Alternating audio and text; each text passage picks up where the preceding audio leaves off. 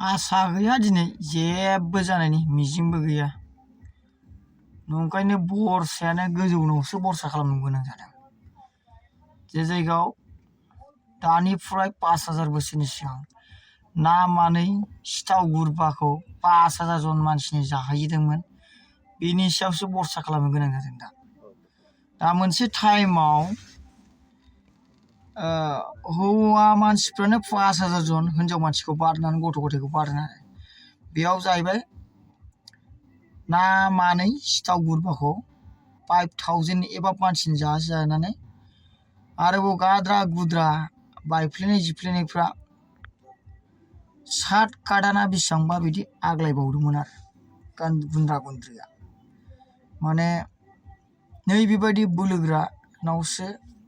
बिदि बोलोग्रा इसोरनावसो जोङो बिसास खालामो आरो आं बिसास खालामो आरो दा बे हायै मुवा मुस्रिया बे गासिखौ मावनो हायो बिनि सायावसो बिसास खालामो आङो दा मथा मथि खुनु